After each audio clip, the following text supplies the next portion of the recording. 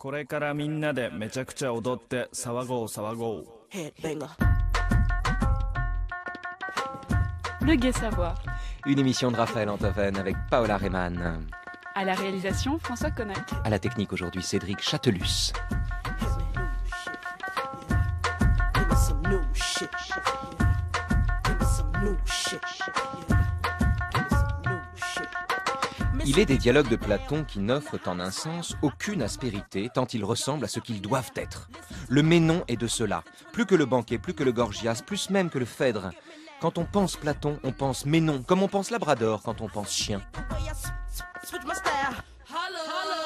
People sing around. Labrador ou berger allemand. Car dans ce dialogue d'une pureté sans pittoresque, Socrate est au sommet de son talent, qui donne à un bel aristocrate thessalien la plus belle leçon de philosophie qui soit. Qu'importe ce que nous trouverons au terme de la recherche, l'essentiel est d'emprunter le chemin qui s'ouvre à l'instant même où nous acceptons de transformer enfin nos certitudes en interrogations. Get your freak on. Get your freak on. Who's that bitch? Bonjour Raphaël. Bonjour Paola. Pourquoi apprendre ce que l'on sait déjà? Et comment rechercher ce que l'on ne connaît pas? Quelle différence entre apprendre et comprendre? Entre connaître et se remémorer? Entre un jeune esclave et un garçon bien né et bien fait comme les Ménons? Ou encore, quel est le point commun entre la vertu et une abeille? Plus qu'un dialogue sur l'essence de la vertu, le Ménon interroge les conditions de la connaissance et de l'enseignement. En lisant le Ménon, on pourrait penser au petit Ernesto du film de Daniel et Jean-Marie Straub, qui décide un beau jour de ne plus retourner à l'école. Et comment l'enfant Ernesto envisage-t-il d'apprendre ce qu'il ne sait pas encore? Tiens, mais c'est vrai. En rachachant. Qu'est-ce que c'est que ça? Une nouvelle méthode. Un cholant! Que savez-vous, enfant Ernesto? Je sais. Et pourquoi l'enfant Ernesto refuse-t-il d'apprendre ce qu'il ne sait pas encore? Pourquoi? Parce que c'est pas la peine d'apprendre. Alors comment l'enfant Ernesto saura-t-il lire, écrire, compter? Dans ces conditions, hein? Je saurai. Comment? Inévitablement. Faites attention à vos expressions, ou vous allez me braquer, enfant Ernesto. Vous verrez rien, calmez-vous. Je rentre à la maison. Mais Paola, qu'est-ce qu'on vient d'entendre? Ah, De quoi s'agit-il, vous la cinéphile? Donc c'est un petit Les court... auditeurs de France Culture doivent le savoir d'ailleurs, certainement. Allez-y, C'est Paola. un petit court-métrage, donc comme j'ai dit, de Daniel Huillier et Jean-Marie Straub. Qui a écrit ça? Et c'est écrit justement, alors les dialogues, puisque les auditeurs ont pu entendre, les dialogues sont de Marguerite Duras. Et donc on pourrait se poser, donc en écoutant ce petit extrait, on pourrait se demander, est-ce que le petit Ernesto est-il si crétin que sa mère l'entend et que le proviseur voudrait le faire croire, parce qu'il refuse, on l'a entendu, il refuse de s'instruire et d'apprendre autre chose que ce qu'il connaît déjà. Moi, je suis persuadée qu'il est pas crétin du tout et qu'il n'est pas stupide lorsqu'il dit « je retournerai plus à l'école parce qu'on veut m'apprendre des choses que je ne sais pas et moi, je ne veux connaître que des choses que je sais déjà. Je ne veux apprendre que des choses que je sais déjà. » C'est-à-dire, en soi, ça a l'air absurde. On peut se dire, non, comment peut-il apprendre des choses qu'il sait déjà? En réalité, l'argument que déploie le gamin, donc, dont vous nous parlez, et qu'on vient d'entendre, cet argument-là est exactement, bravo Paola, l'argument de Ménon. Le jeune aristocrate, beau, rien à voir avec Théétète, qui était vilain et de famille incertaine et qui souffrait de dysenterie. Ce qui fait que son ventre, comme sa bouche, produisait des vents, comme on le dit dans le Théétète, alors que Ménon, c'est autre chose. Rappelons que le Théétète a un dialogue plus tardif que le Ménon. Oui, tout à fait. C'est un dialogue plus tardif et c'est un dialogue qui, d'ailleurs, sur la possibilité d'apprendre, est beaucoup plus sélectif que le Ménon. Le paradoxe est que Socrate, avec Théétète, qui est un enfant d'une famille incertaine, me semble-t-il, déploie une conception aristocratique de l'apprentissage en expliquant qu'il est certains esprits qui sont disposés à apprendre et d'autres en face desquels on ne peut rien faire. Bon. Alors que dans le Ménon, l'épisode de l'esclave, c'est-à-dire le moment où il fait surgir, Socrate fait surgir littéralement un théorème complet, de la pensée d'un esclave dont auquel il demande juste de parler grec, cet épisode-là montre que du point de vue socratique dans le Ménon, la connaissance est l'affaire de tous, c'est-à-dire de quiconque choisit de s'en souvenir, de se remémorer, car c'est par la remémoration, cet exercice-là et la réminiscence, que Socrate surmonte le paradoxe du Ménon sur lequel on va revenir maintenant. Oui. Le paradoxe étant, et il est posé dans le film, comment apprendre ce qu'on ne connaît pas. Je cite le texte en écho au film, l'extrait qu'on vient d'entendre. De quelle façon chercheras-tu, Socrate, cette réalité dont tu ne sais absolument pas ce qu'elle est ? Laquelle des choses qu'en effet tu ignores prendras-tu comme objet de ta recherche ? Et si, même au mieux, tu tombais dessus, comment saurais-tu qu'il s'agit de cette chose que tu ne connaissais pas ? Réponse de Socrate. Je comprends de quoi tu parles, mais non. Tu vois comme il est héristique, cet argument que tu débites. Précisons que héristique, c'est l'art de la dispute, c'est l'art du débat, c'est un art proprement sophistique. Or, Ménon est le porte-parole des sophistes, naturellement. Comme il est héristique, tu vois comme il est héristique, cet argument que tu débites, selon lequel il n'est possible à un homme de chercher ni ce qu'il connaît, ni ce qu'il ne connaît pas. En effet, ce qu'il connaît, il ne le chercherait pas parce qu'il le connaît, et le connaissant n'a aucun besoin d'une recherche. Et ce qu'il ne connaît pas, il ne le chercherait pas non plus parce qu'il ne saurait même pas ce qu'il devrait chercher. C'est ainsi que Socrate résume l'argument de Ménon, et pour dire ensuite qu'il ne croit pas que cet argument soit le bon. Mais on verra si on entre dans les détails de la réfutation socratique de cela. En fait, il y répond par la thèse de la réminiscence.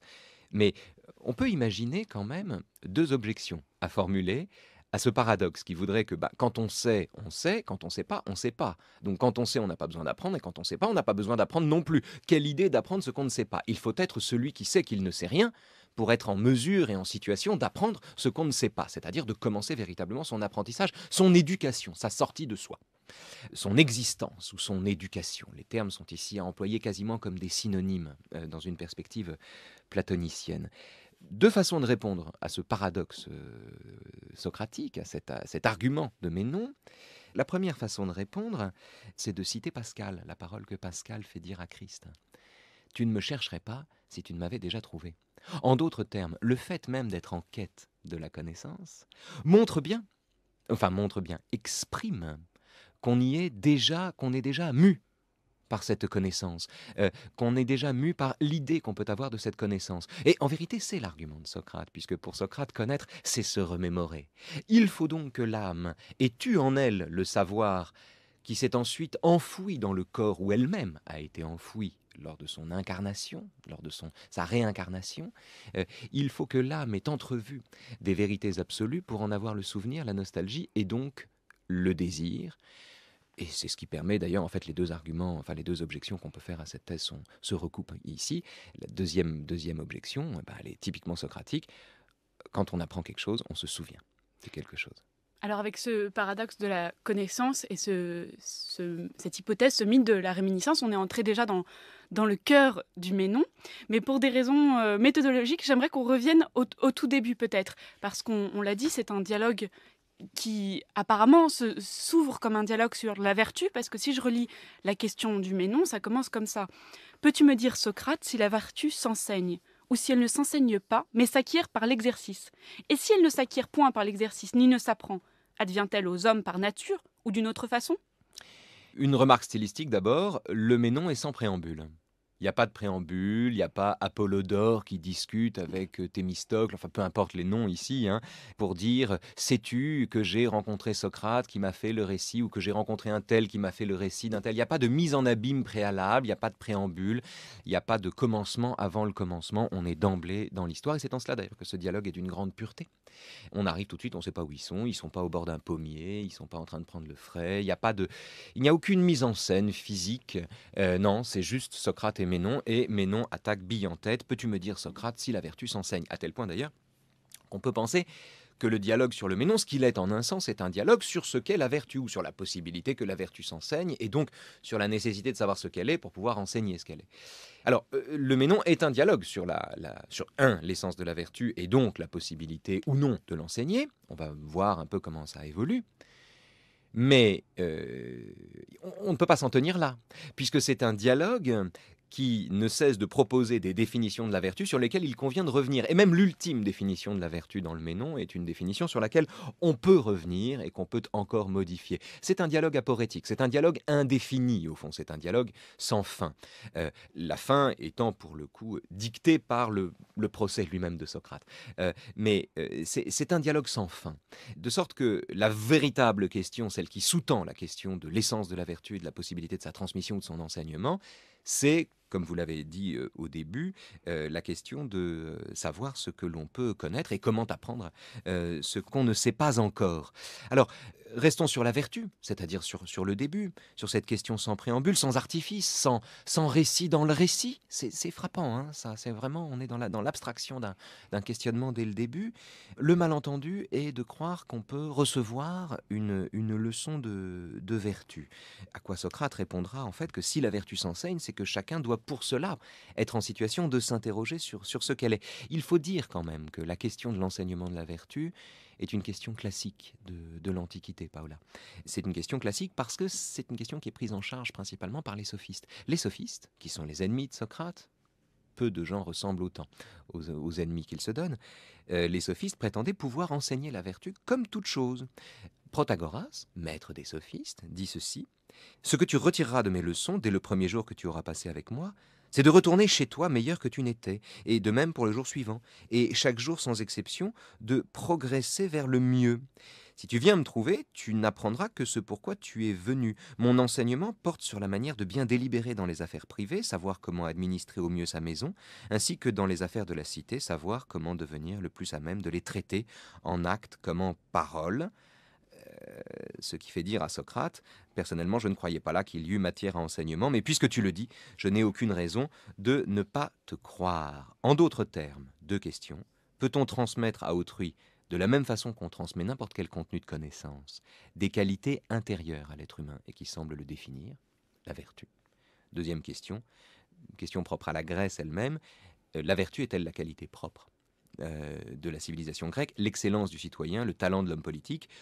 Ou bien la vertu véritable est-elle, point de vue platonico-socratique, subordonnée au strict exercice et à la stricte connaissance de ce qu'est la justice elle-même? Oui, alors je reviens sur un mot que vous avez prononcé, qui est exercice, et qui est dans cette question liminaire de Ménon, et dont on ne tient pas trop compte dans la suite du dialogue. C'est-à-dire que ce terme est un peu oublié, et pourtant il est là quand Ménon dit « ou si elle ne s'enseigne pas, mais s'acquiert par l'exercice, par la discipline de la vertu ». Et c'est quelque chose sur laquelle Socrate ne va pas trop revenir, et qui pourtant est importante. Est-ce qu'on pourrait exercer la vertu avant même de la connaître, presque comme un acteur, en fait? Sur l'exercice de la vertu, c'est une question fondamentale que vous posez, puisque un peu plus loin, entre Socrate et Ménon, il y aura un débat sur le mal, dans lequel Socrate développera la thèse, à laquelle on l'a souvent réduit d'ailleurs, qui est que nul n'est méchant volontairement. Qu'en d'autres termes, la méchanceté est d'abord l'effet de l'ignorance. Qu'en gros, quelqu'un qui veut le mal ne voudrait pas le mal s'il savait que c'est le mal qu'il veut. Et que s'il veut ce qui est un mal, il le veut en toute ignorance de cause. Il y a un optimisme gnoséologique, ami Cuistre, bonjour, un optimisme gnoséologique chez Socrate, c'est-à-dire il considère qu'au fond, un progrès dans la connaissance est également un progrès dans l'action. Et qu'il suffit de savoir ce qu'est le bien pour le mettre en œuvre. C'est ce qu'on a appelé ensuite, en le caricaturant d'ailleurs, l'intellectualisme socratique. Il y a un optimisme de Socrate qui considère qu'il suffit de savoir pour bien agir. C'est un optimisme qui semble, à première vue, parfois dans le Ménon d'ailleurs, faire l'économie de tous les exercices qui donnent à la connaissance la force de s'incorporer, de gouverner nos actes, qui nous donnerait au fond, pour le dire autrement, la force de sentir ce que nous savons. L'exercice est inséparable de la connaissance. Il ne suffit pas de savoir en soi que fumer est mauvais pour la santé pour arrêter de fumer. Encore faut-il, en allumant une cigarette, avoir senti les effluves d'arsenic, d'ammoniac, les atrocités, l'infamie du goudron, enfin, avoir senti tout cela dans ses fibres, avoir éprouvé tout cela et en ressentir un grand dégoût pour être en mesure de mettre en conformité ses actes, c'est-à-dire l'arrêt de la cigarette, avec ce qu'on sait, à savoir que la cigarette est mauvaise. Et de même, si on reprend par exemple l'idée du banquet, et on en avait parlé, je pense qu'on avait fait une émission sur le banquet, il n'est pas nécessaire de savoir d'abord ce qu'est l'amour pour aimer. Sauf que si vous dites ça, vous vous servez de Platon pour faire à Platon l'objection à laquelle Platon, en un sens, ne répond jamais autrement que comme une profession de foi. Comme toujours, on ne cesse de le dire, hein, le dispositif des dialogues platoniciens, c'est un questionnement immédiat, assez rapide, si on met de côté les préambules qui se trouvent ici ou là, c'est un questionnement immédiat. La justice, la vertu, la beauté, l'amour, je veux dire, on est tout de suite dans le sujet. Pas de temps à perdre. Et à tel point d'ailleurs que, donnant le sentiment de revenir sur ses pas, dans la République, dans le Théétète, dans de l'Hippias majeur, donnant le sentiment, dans le Philèbe, donnant le sentiment de revenir sur ses pas, Platon dit, écrit, mais attention, attention, on parle de ça, mais on ne sait pas ce que c'est, il faut d'abord définir ce que c'est. Mais c'est toujours après coup qu'il dit qu'il faut d'abord le définir.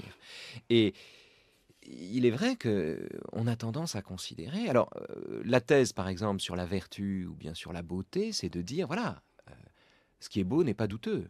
Il n'est pas douteux que tel homme, telle personne soit belle. Bon, ce qui serait absurde, ce serait de s'en tenir au spectacle d'une beauté qui, sans être douteuse, ne nous dit rien d'elle-même. Il faut aller au-delà et comprendre en quoi tel individu qu'on trouve beau est l'expression provisoire, éphémère, incarnée, d'une beauté qui, elle, dure indéfiniment. Donc, le constat de la beauté, Platon fait comme si le constat de la beauté, ou le constat de la vertu, le constat du courage, le constat du plaisir, renvoyait à une idée de la beauté, de la vertu, du courage, de la justice ou du plaisir. Il y a, de ce point de vue, me semble-t-il, une valeur ajoutée à la démarche de Kant, qui expliquait, notamment au moment du jugement de goût, que le beau faisait l'objet d'une évidence qui n'était corrélée à aucune vérité. Le beau est une évidence, on sait ce qui est beau, mais on ne saura jamais ce qu'est le beau. On n'a pas un rapport de déduction à la beauté. Et ce faisant, Kant ruine, en un sens, l'ambition platonicienne de considérer logiquement que si l'on trouve quelque chose, si l'on trouve qu'une chose est belle, c'est qu'on est en soi mu implicitement par l'idée d'une beauté dont il faut maintenant se souvenir, c'est-à-dire qu'il faut apprendre.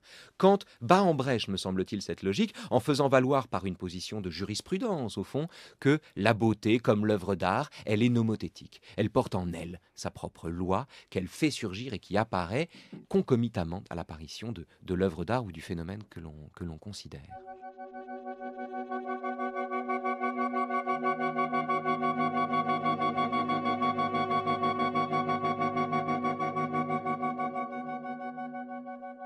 Mais à Athènes, mon cher Ménon, une situation toute contraire s'est établie. Il s'est produit comme un dessèchement du savoir, et il paraît probable que, parti de ces lieux-ci, le savoir soit allé s'installer chez vous. En tout cas, si l'envie te prend de poser ta question à quelqu'un d'ici, il n'y aura personne qui ne se mette à rire et ne te dise « étranger ».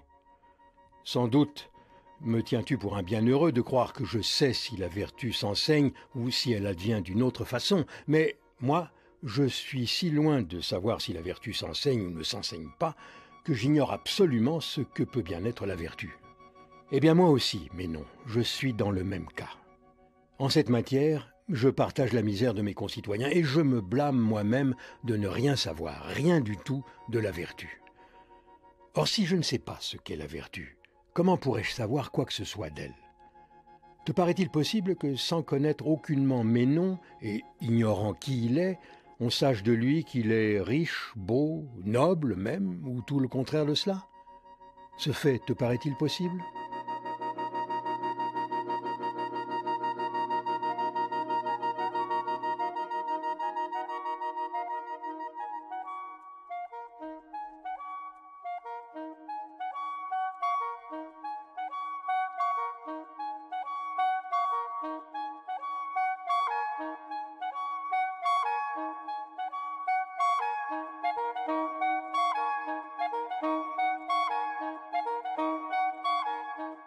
La question que pose Socrate ici à Ménon, on est au tout début du dialogue, Paola, rappelle un des paradoxes dans les méditations métaphysiques de Descartes. Il faut faire jouer les textes entre eux, c'est toujours amusant dans l'histoire des idées. Et dans les méditations métaphysiques, Descartes, pardonnez-moi, non, c'est une lettre à Chaunu, il me semble, dans laquelle Descartes dit « on ne peut rien dire de Dieu ». On ne peut rien dire de la nature de Dieu. Dieu est parfaitement inconnaissable, hein. Il est au-delà de cela, nous n'avons aucune idée de sa puissance, etc. Mais tout en disant cela, Descartes attribue un certain nombre de capacités, de qualités à Dieu, notamment celle de pouvoir faire absolument ce qu'il veut, de maintenir le monde à bout de bras sur le modèle de la création continuée. Bref, de la même façon, vous avez chez Rousseau l'innocence du sauvage, qui est une innocence dont on ne peut rien dire, mais qu'il ne cesse pourtant de qualifier, de caractériser. Et bien souvent en philo, que ce soit donc ici dans le Ménon, dans les méditations métaphysiques ou dans la correspondance de Descartes, comme dans le premier et le second discours de Rousseau, il y a ce paradoxe qui consiste à dire on ne peut rien dire d'une chose, mais on peut quand même en dire si et ça. Et c'est un peu ce que fait Socrate ici. Te paraît-il possible que, sans connaître aucunement Ménon et ignorant qui il est, on sache de lui qu'il est riche, beau, noble même, ou tout le contraire de cela? Oui, c'est tout à fait possible. D'ailleurs, Socrate lui-même le sait, il suffit de voir Ménon apparaître pour déduire de son allure tout ce qu'il est et tout ce qu'il porte en lui. Mais au tout début du texte qu'on a entendu, il y a quand même un terme qui interpelle, qui est ce dessèchement du savoir par rapport à ce qu'on disait juste avant, de qu'est-ce qu'on fait du savoir, mais oui, quand on comment l'entendre, ce dessèchement du savoir? Vous avez raison, c'est une expression frappante. Comment entendre ce dessèchement du savoir? Parce qu'on peut l'entendre de façon négative, péjorative, un savoir desséché. C'est un savoir sans chair, c'est un savoir sans liant, c'est un savoir abstrait, c'est un savoir dont la présence est incongrue devant la vie quotidienne, parce que les affaires humaines ne relèvent pas de la raison pure, ni d'un savoir absolu, et que par conséquent le savoir est ici desséché. Il est trop loin de la réalité pour être irrigué par la réalité, ou pour l'irriguer elle-même. Il est trop sec pour l'irriguer et trop loin pour qu'elle l'irrigue. Ce savoir desséché, ça peut être également des vieilles certitudes qu'on a prises pour des vérités et qui se sont abîmées comme des feuilles mortes. Ce sont des vérités qu'on prenait pour des vérités absolues qui en réalité n'étaient, comme dit Camus, que des vérités qui doivent pourrir et qui donc ont desséché. Le dessèchement du savoir peut être aussi entendu comme l'éloge d'une certaine forme d'ignorance. Oui, à Athènes, on a le savoir desséché, en d'autres termes. À Athènes, on préfère poser des questions plutôt que répondre. On préfère ignorer et donc apprendre, plutôt que savoir et donc ignorer qu'on ignore. Oui, ce dessèchement du savoir, c'est peut-être toute notre chance. Et d'ailleurs, c'est intéressant parce que ce dessèchement du savoir est à opposer, je crois, au fait que Socrate présente Ménon comme un panourgos, c'est-à-dire un phénomène de malice, un individu extraordinairement intelligent et plein de ressources. Et je crois qu'il faut opposer la figure d'un savoir non pas sec, mais un savoir desséché, parce qu'un savoir qui aurait fait l'économie de toute l'ignorance qu'il prenait ici pour du savoir, il faut l'opposer à la farcissure emblématique d'un sophiste qui croit tout savoir et qui en réalité, lui, ne sait vraiment rien. Et c'est le passage assez célèbre du Ménon, j'ai beaucoup de chance Ménon parce que tu me donnes un essaim de vertu, donc un trop-plein de vertu, enfin de définition de la vertu, quand je te demandais seulement ce qu'était la vertu. Alors oui, bien sûr. 2 petites remarques, et puis il faudra lire ce texte quand même, hein, Paola, vous n'y couperez pas. En amont de cela, juste avant que Ménon énumère la totalité des vertus, il lui semble aisé de répondre à la question de savoir ce qu'est la vertu, et il en donne toute une batterie. Juste avant qu'il réponde à cela, il y a une remarque de Socrate qui n'est pas innocente, qui est « je n'ai pas une très bonne mémoire, Ménon ». Il le dit juste avant « je n'ai pas une très bonne mémoire, Ménon ». Je ne peux donc pas te dire aujourd'hui ce que j'ai pensé alors, parce que Ménon lui dit « souviens-toi des paroles de Gorgias ». Et Socrate lui dit « mais je ne m'en souviens pas très bien, j'ai pas une très bonne mémoire ». Alors, il est quand même étrange que celui qui fait l'éloge de la réminiscence, celui pour qui tout apprentissage est une remémoration, dise de lui-même qu'il n'a pas une très bonne mémoire. Mais ce dont il ne se souvient pas, ou ce qu'il néglige de rappeler à sa mémoire, c'est l'anodin, au fond, dialogue qu'il a pu avoir avec Gorgias. Ce sont les opinions de Gorgias, c'est-à-dire que ce que Socrate oublie, c'est ce qui peut faire l'objet d'une saine amnésie, c'est ce qui gagne à être oublié. Il n'a pas la bonne mémoire des faits, il a la mémoire, en revanche, ou en tout cas l'intuition qu'il est porteur d'une mémoire beaucoup plus vaste et beaucoup plus intéressante, qui est la mémoire de ce que son âme avait appris avant d'être plongé dans un corps. Donc, quand il dit « je n'ai pas une très bonne mémoire », il faut entendre, il le dit à la façon, vous savez, dont un hypermnésique qui se souvient d'une conversation de son enfance oublie où il a posé son briquet la minute d'avant. C'est en ce sens-là que Socrate n'a pas une très bonne mémoire. Il n'a pas une très bonne mémoire parce qu'il a une excellente mémoire. Et cette ambiguïté, là encore, du dialogue est recouverte par le fait que Ménon lui-même renvoie à l'idée de mémoire, puisque Ménon, que Socrate invite à reprendre à son compte les paroles de Gorgias, c'est-à-dire qu'il invite à faire siennes les paroles de Gorgias, c'est-à-dire non seulement à se le remémorer, mais également à se l'approprier. Bon usage de la mémoire. Ménon, le nom de Ménon, rappelle le mnémone grec. Or, le mnémone grec, c'est celui qui se souvient, d'où l'hypermnésique. Le mnémone, c'est celui qui se souvient. Alors, Ménon, il est mnémone, c'est-à-dire il est celui qui se souvient dans la mesure où il est le porte-parole de Gorgias. À un moment, Socrate lui dit d'ailleurs, il lui dit « Tu ne cesses de proposer des difficultés à un vieillard », il parle de lui, pour le forcer à répondre, mais toi-même, tu ne veux pas faire le moindre effort pour te remémorer ce que Gorgias pouvait bien dire de la vertu. Donc il est le porte-parole de Gorgias, mais il n'est pas mnémone, au sens où il n'a pas encore compris ce qu'était la logique de la réminiscence. Alors juste de mémoire, il me semble... De mémoire. C'est ça. Il me semble que lorsqu'on avait étudié le chapitre sur l'expérience de Montaigne, on n'était pas revenu sur un petit détail, mais qui m'avait un peu interpellée. Dans le chapitre dans lequel il est question 2 fois du Ménon. Oui. À un moment, il me semble, mais il faudrait vérifier, que Ménon est écrit mnémone. Rien de plus simple, Paola. J'ai les essais de Montaigne dans ma mallette, dans ma petite valise. C'est pas vraiment un coup de chance, puisque je me déplace rarement sans les essais de Montaigne pour enregistrer une émission avec vous. Alors, dans le chapitre sur l'expérience, donc livre 3, chapitre 12, dont on a parlé la semaine dernière, dans le chapitre sur l'expérience, vous avez 2 références au Ménon. La première, c'est donc à l'essaim dont on va parler. Et effectivement, Socrate dit... Non, Socrate écrit Ménon, Montaigne écrit Ménon, M-E-M-N-O-N, même nom.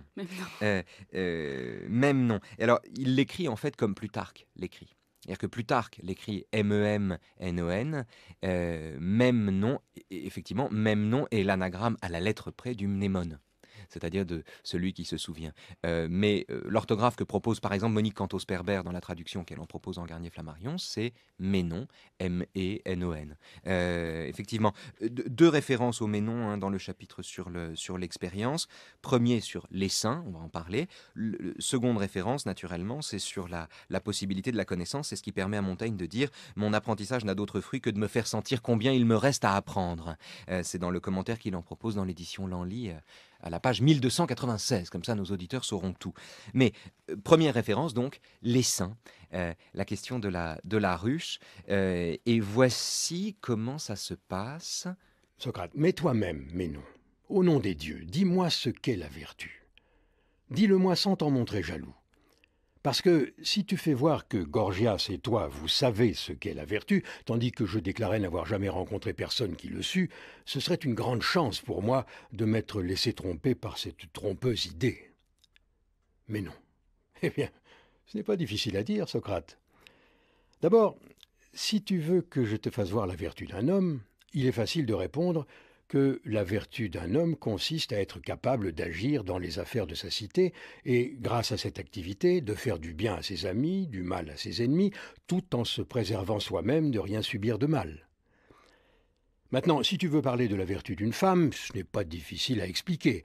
La femme doit bien gérer sa maison, veiller à son intérieur, le maintenir en bon état et obéir à son mari.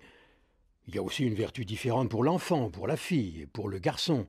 Une vertu pour l'homme âgé, qu'il soit libre si tu veux, ou esclave si tu préfères. Et comme il existe une multitude d'autres vertus, on n'est donc pas embarrassé pour définir la vertu. Car on trouve une vertu pour chaque forme d'activité, pour chaque âge, et ce, pour chacun de nous par rapport à chaque ouvrage que nous nous proposons. Je pense d'ailleurs que c'est pareil, Socrate, pour le vice aussi. Socrate. J'ai vraiment beaucoup de chance apparemment, mais non.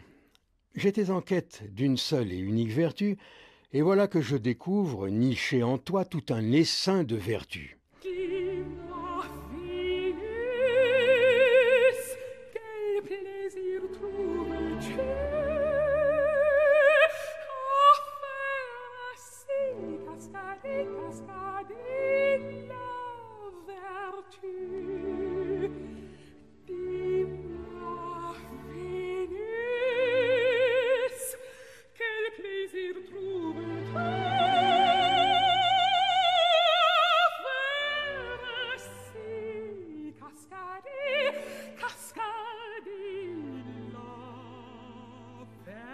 Alors,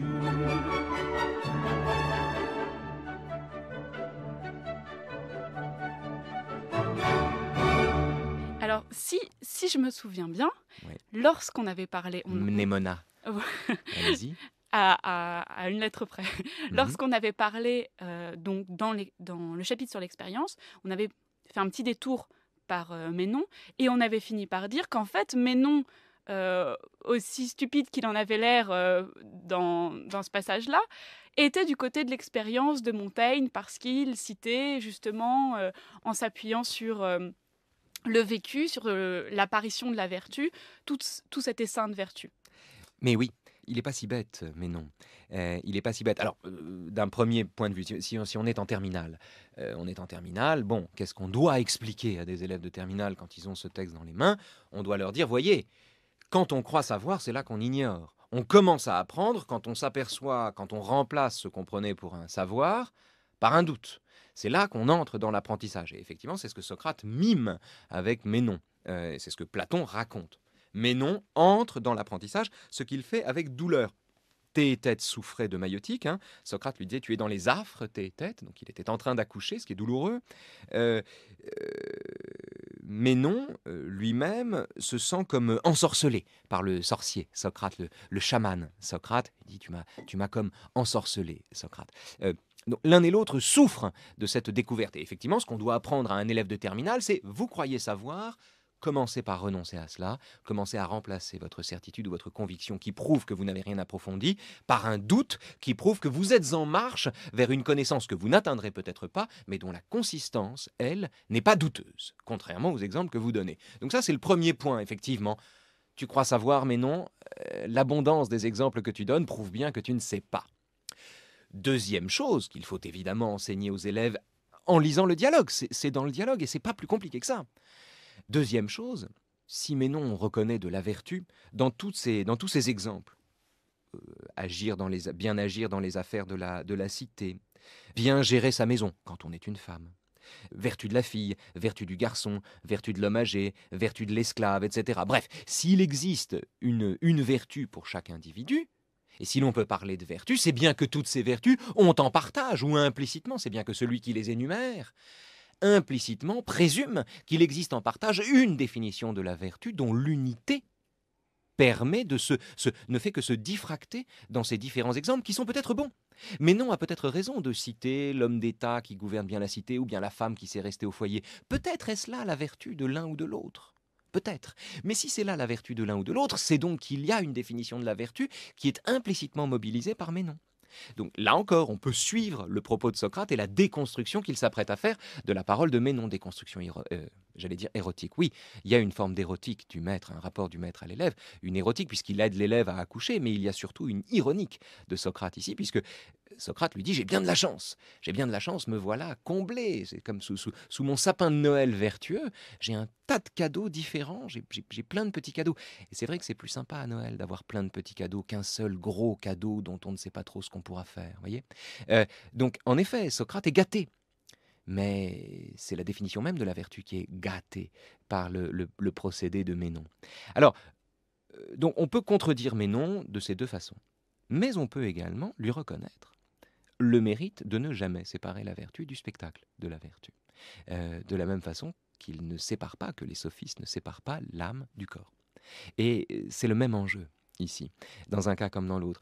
Ce sont deux philosophies qui s'opposent. Alors une philosophie, si on est anti-platonicien, on dira que c'est une philosophie théorique, la philosophie de Platon, qui s'oppose à une philosophie pratique, celle des sophistes. Si on est platonicien, on dira que c'est une philosophie de la connaissance qui s'oppose à une philosophie de l'opinion. Mais il faut reconnaître à la position de Ménon le mérite incontestable d'ancrer la vertu dans un exemple concret, d'ancrer dans le concret. D'ancrer son propos dans le concret, et donc d'imposer à Socrate en retour. Socrate impose à Ménon une recherche, mais Ménon impose à Socrate la concrétude, comme dirait Ségolène, de ses exemples et des modèles qu'il prend. Donc les deux se tiennent la main. Alors, évidemment, en même temps, l'essaim, qui est mentionné deux fois dans le dialogue, l'essaim, cette question de l'essaim renvoie aussi au vacarme des abeilles. Parce que c'est dans le même dialogue que Socrate se définit lui-même comme une torpille qui empêche les gens de dormir, qui les réveille, qui les stimule. Or, une abeille vous empêchera de dormir. Une abeille vous empêchera de dormir parce que son bruit peut vous piquer, enfin son bruit peut vous agacer, son dard peut vous piquer, comme un moustique vous empêche de dormir. Si vous fermez les yeux et qu'il y a un moustique sous votre moustiquaire et que vous entendez ce sifflement insupportable près de votre oreille, vous avez envie de vous enrager. Un moustique vous empêche de dormir. Une abeille vous empêche de dormir. Une ruche, c'est différent. Une ruche, elle vous berce. Et c'est la différence qu'il y a entre le volume sonore apparemment plus imposant de la ruche, qui n'empêche aucun sommeil de la raison, et l'abeille socratique, le temps socratique, T-A-O-N, ou la torpille socratique, qui, par sa seule piqûre ponctuelle, vous réveille et vous emmerde à l'instant où vous fermez les yeux sur ce que doit être la réalité ou sur ce qu'est la vérité. La figure de l'essaim, je crois, est intéressante parce que Socrate lui-même sort de l'essaim, sa figure, son individualité. C'est la figure d'un individu qui empêche de dormir, alors que la musique d'un essaim, ce bruit de fond, lui, ne contrevient à aucun sommeil de la raison. L'insecticide Raid présente la mélopée du moustique. Par cette chaude soirée d'été, un homme insouciant prend l'air sur sa terrasse. Ouais, je suis insouciant sur ma terrasse. Dans la torpeur moite du jardin, on entend monter toute proche la mélopée du moustique. On va lui piquer les pieds, on va lui piquer le nez, on va le bouffer. Qu'est-ce que c'est? Ça sent la citronnelle. Mais c'est Raid! Raid! Pion! Trop tard. Raid, à la citronnelle, tue Raid tous les insectes. C'est dans le Ménon qu'on a le portrait de Socrate en sorcier. Oui. C'est dans Ménon qu'on a le portrait de Socrate en sorcier. De même que dans le Théétète, on avait le portrait de Socrate en sage-femme. Oui, c'est un des beaux portraits de Socrate, le portrait de Socrate en sorcier. Et vous savez, il y a un ouvrage remarquable comme tous les autres. De Nicolas Grimaldi, qui s'appelle Socrate, le sorcier, qui est aux presses universitaires de France, et qui est un livre absolument remarquable parce qu'il fait droit à la part d'ésotérisme presque, de chamanisme qu'il y a chez ce premier partisan de la rationalité et de la dialectique qu'était Socrate. Personnalité infiniment complexe qu'est Socrate, il est à part égale irrationnel et rationnel. Il a son daimon qui lui parle, donc cette voix venue d'ailleurs, ses illuminations, et dans le même temps, il est le défenseur d'une raison à toute épreuve. Écoutez ce que Ménon dit de Socrate, puisque vous parlez de ce portrait de Socrate en sorcier. Ménon. Socrate, j'avais entendu dire, avant même de te rencontrer, que tu ne fais rien d'autre que t'embarrasser toi-même et mettre les autres dans l'embarras.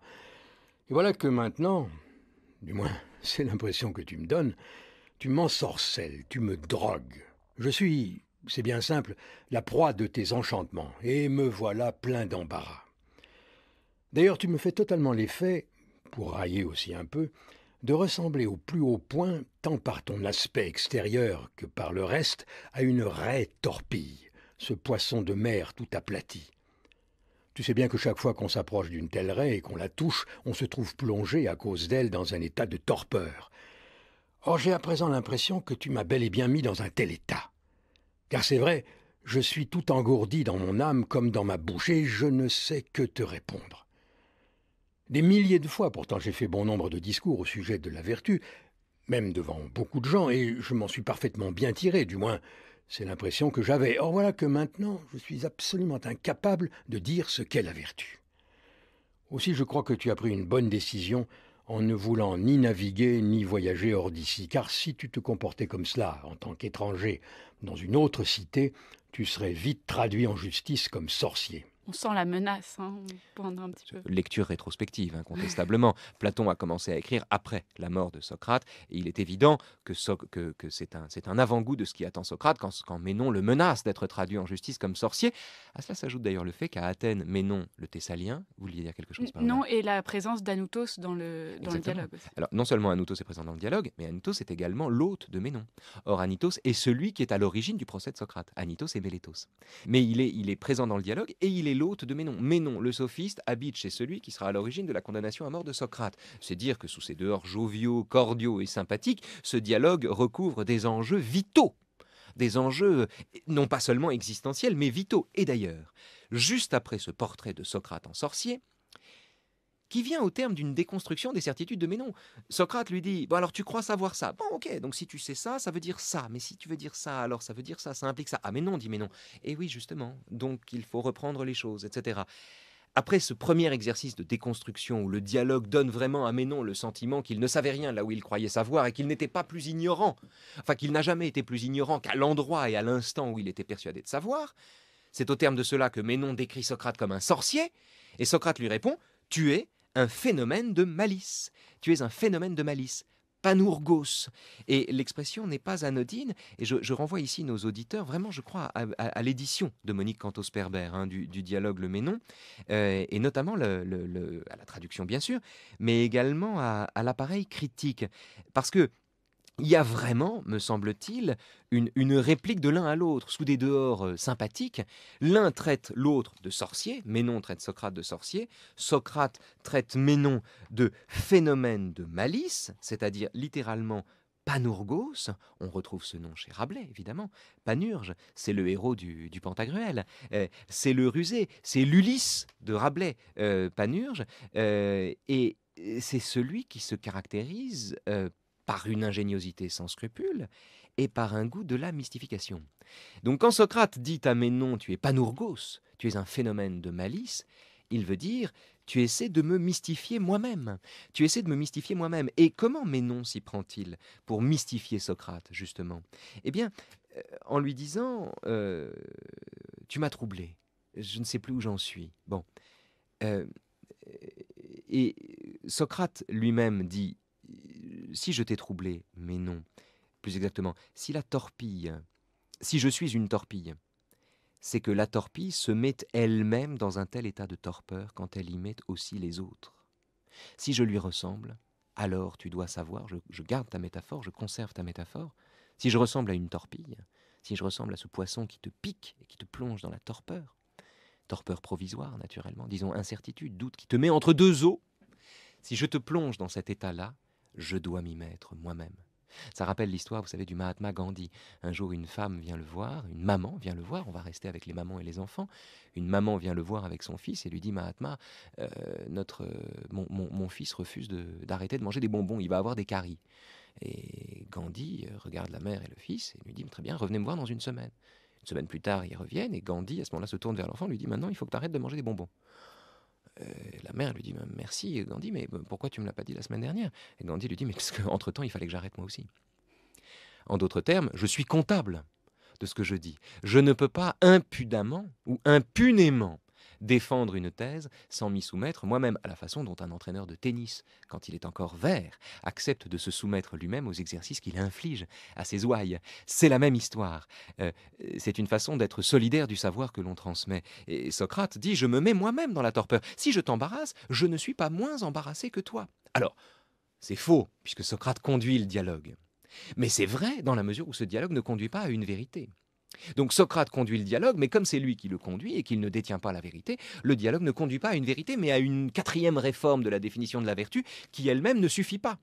Donc Socrate est soumis à la discipline qu'il impose aux autres. Et quel est l'effet de cet apprentissage? La torpeur.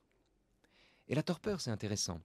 Et pour le coup, le Ménon, je crois, prend ici une autre dimension, une dimension qu'on explore assez peu.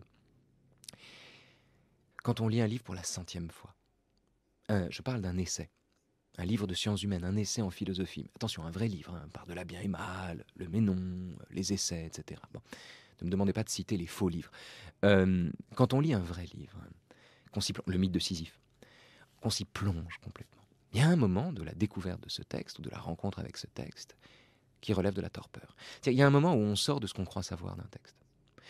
Ce qui pose des tas de problèmes quand on est chargé, comme dans cette émission, par exemple, de présenter les textes. Il y a des moments où on se sent malhonnête de le faire parce que, au fond, ce qu'on dit, c'est ce qu'on croit savoir du texte, et on doit aux auditeurs de leur dire ce qu'on croit en savoir, et de façon aussi claire que possible. Mais c'est leur mentir en même temps, parce que c'est faire peu de cas du moment où une grande familiarité avec les textes culmine, ou semble culminer, dans un désarroi total, dans une incertitude totale, une incompréhension totale. Et je crois qu'il faut faire droit à cette torpeur. Moi, cette torpeur, je la vis en tant que professeur, je la vis à certains moments de mon propre apprentissage, c'est-à-dire de la relecture des textes, de cette familiarité avec les textes, cette familiarisation avec les textes. Il y a un moment où les textes n'ont plus de sens, perdent de leur signification, perdent de leur sens, ce qui met le pédagogue en situation effectivement délicate, mais prouve en même temps, si l'on en croit Socrate, que l'enseignement lui-même n'est pas vain, dans la mesure où il est éprouvé par celui qui le transmet. France Culture, le Gai Savoir. Raphaël Antoven.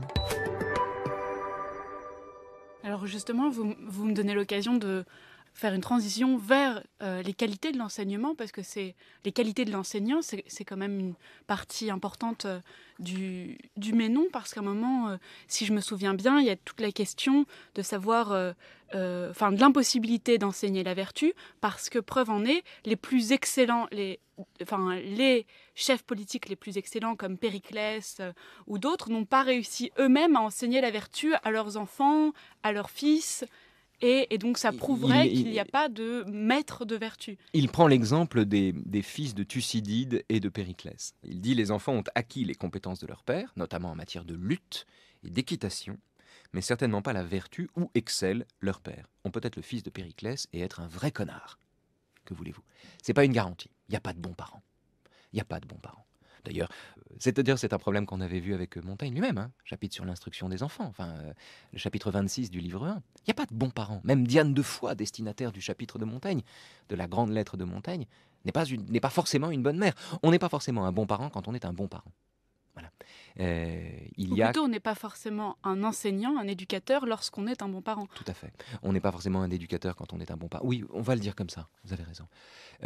Oui, il y a des bons parents, il y a des parents responsables, il y a des parents qui assurent, il y a des parents qui couvrent leurs enfants, il y a des parents qui essaient de leur apprendre autant qu'ils peuvent, il y a des parents qui ne gâtent pas leurs enfants mais qui en même temps les chérissent. Oui, il y a des bons parents, bien sûr. Bénis soient nos parents, je veux dire, bien sûr, il y a des bons parents. Mais aucune éducation n'est la garantie d'un comportement vertueux. Et il y a ici d'ailleurs un parallèle à faire avec le neveu de Rameau. Souvenez-vous, Paola, à quel passage est-ce que je pense dans le neveu de Rameau ? Souvenez pas de la maudite molécule paternelle ? Mais bien sûr. Dans le neveu de Rameau, qui est un dialogue anti-platonicien, c'est un pastiche, c'est une parodie des dialogues de Platon, puisque c'est un dialogue dont l'interlocuteur, Rameau, donne le sentiment de jaillir des pensées du philosophe, ou en tout cas fait au philosophe des objections redoutables. C'est un dialogue dont l'interlocuteur est plus fort que le philosophe. Rameau est plus fort que Monsieur Moi, c'est lui qui emporte le morceau à la fin. Il le déstabilise par un exercice accru de la dialectique, donc c'est Rameau qui déstabilise le professeur en raisonnant plus que lui, et en lui faisant les objections que le professeur n'arrive pas à se faire. C'est un dialogue bordélique, contrairement aux dialogues de Platon qui sont ordonnés, et c'est un dialogue au sein duquel Diderot, qui est l'artisan de l'encyclopédie, donc s'il y en avait bien qui croyait à l'éducation, c'est lui. Diderot, qui est l'artisan de l'encyclopédie, se fait à lui-même l'objection redoutable de la maudite molécule paternelle. En d'autres termes, Rameau, parlant de son fils, dit « Le petit filou, je l'adore, il est patelin, finaud, fourbe, menteur, je crains déjà qu'il ne chasse de race. En d'autres termes, il sera fourbe comme je le suis, il sera vénal et intéressé comme je le suis, et il n'y a rien à faire. » Donc Diderot, porte-parole de l'éducation, se fait à lui-même l'objection selon laquelle l'éducation peut être contrariée par la maudite molécule paternelle.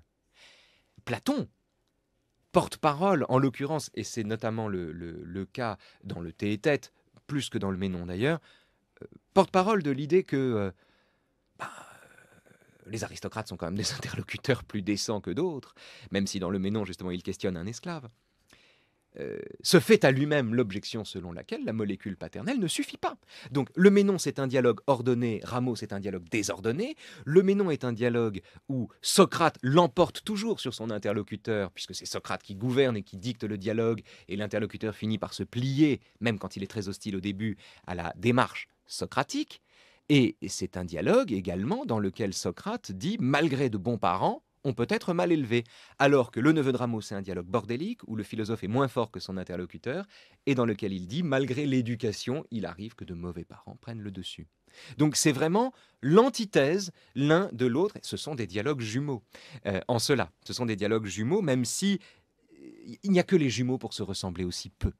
Il n'y a que les textes jumeaux pour s'opposer à ce point, être à ce point antagonistes, et je crois qu'il faut vraiment lire les deux en miroir. Alors, il n'y a pas de bons parents parce que il n'y a pas de professeurs de vertu, que voulez-vous.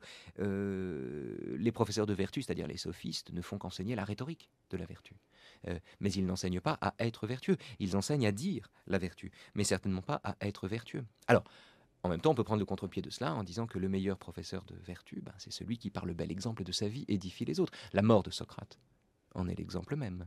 La mort de Socrate a donné le jour à des comportements qui, faisant le pari d'une existence digne de ce nom, c'est-à-dire d'une existence passée à s'intéresser à ce qui mérite qu'on s'y intéresse, néglige les réalités pratiques au profit d'une réflexion véritable. Donc on peut considérer que par le bel exemple d'une vie, la vertu se transmet. Mais certainement pas à la façon dont on apprend à lutter ou à monter à cheval ou à organiser une plaidoirie ou bien à assaisonner un plat. Vous avez mentionné en passant l'esclave qui intervient épisodiquement dans le Ménon. Oui, c'est important ça. Outre qu'il montre que le savoir est en chacun de nous, ce qui est bouleversant à apprendre quand on est enseignant.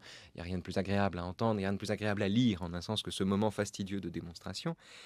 Enfin, c'est un moment typique de maïeutique. On est en pleine maïeutique, c'est-à-dire que vraiment, comme le dit Socrate, tu vois, mais non, que je n'enseigne rien à ce garçon, tout ce que je fais, c'est poser des questions.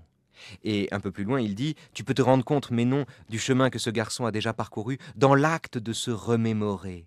Et un peu plus loin, il dit, en l'amenant à éprouver de l'embarras et en le mettant comme l'arrêt torpille dans cet état de torpeur, lui avons-nous fait du tort. Examine donc ce que, en partant de cet embarras, il va bel et bien découvrir en cherchant avec moi, moi qui ne fais que l'interroger, sans rien lui enseigner. Alors, pour l'anecdote, Socrate apprend à l'esclave comment doubler la surface d'un carré.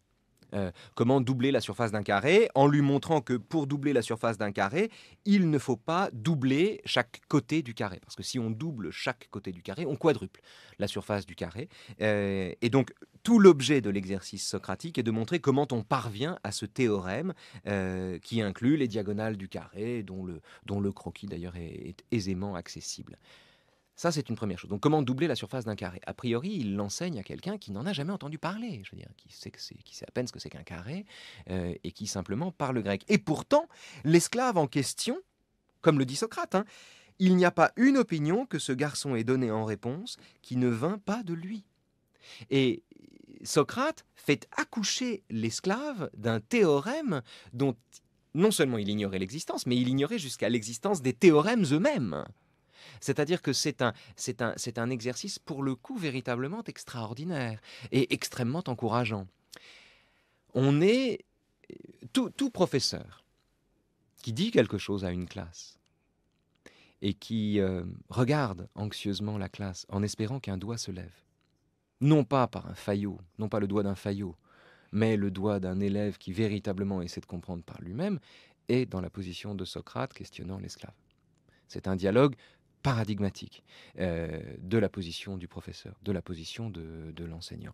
C'est-à-dire tout professeur dont les semis qu'il plante en parlant à ses élèves sont fécondés par la question d'un élève ou par la progression d'un élève, fait bien son métier, n'a pas perdu son temps, tout comme l'élève. Et vit exactement ce dont Socrate délivre avec l'épisode de l'esclave, le modèle par excellence, le modèle absolu, le modèle par excellence. Encore une fois, à la fin, c'est quand même très important, il n'y a pas une opinion que ce garçon ait donnée en réponse qui ne vint pas de lui. Au début, dit-il, il ne savait pas quel est le côté d'un espace de 8 pieds carrés, tout comme maintenant non plus il ne le sait pas encore, mais il croyait bien qu'à ce moment-là il le savait, et c'est avec assurance qu'il répondait. Or, maintenant il est dans l'embarras, il ne le sait pas, et il ne croit plus qu'il le sait. On est sauvé. L'esclave a commencé d'apprendre. Alors, il y a effectivement la dimension démocratique de ce dialogue, c'est-à-dire le fait que tout le monde peut recevoir un enseignement, pédagogie pour tous. On va jusqu'aux esclaves, magnifique. Mais au-delà de ça, c'est Socrate par excellence dans le Ménon qui est à l'œuvre. Le Socrate qui est à l'œuvre, c'est le Socrate par excellence. Parce qu'il déconstruit ce que son interlocuteur croit savoir de la vertu. 2, parce qu'il le conduit sur le chemin d'une réflexion véritable autour de la vertu.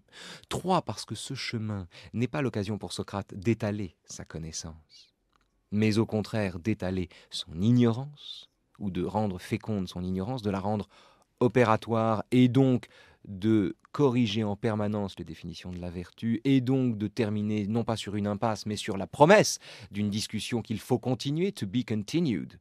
C'est vraiment comme ça que le Ménon aurait pu se terminer. C'est pas to the happy few, c'est to be continued. Ça devrait se finir comme ça. Et enfin, parce que c'est le dialogue qui permet de comprendre que apprendre, c'est se ressouvenir, ce qui semble folklorique et bizarre quand on le dit comme ça, mais qui en réalité fait sens à la seconde où un professeur disant quelque chose à un élève, l'élève réagit en disant « Ah oui, c'est vrai, je le savais, mais j'avais oublié que je le savais ». Au lieu de réagir en disant « Ah bon, tiens, c'est vrai, je ne savais pas ». Non. Quand un élève répond à la question de son professeur ou réagit à l'information transmise par son professeur par « Ah oui, c'est vrai, je le savais, mais j'avais oublié », il ne fait que reproduire l'exercice platonicien de l'apprentissage, c'est-à-dire de la réminiscence qui permet de résoudre le paradoxe selon lequel c'est ce qu'on ignore qu'on cherche à connaître. Merci Paola, merci à tous, François Connac, notre réalisateur bien sûr, Alice Ramon et aujourd'hui Cédric Châtelus.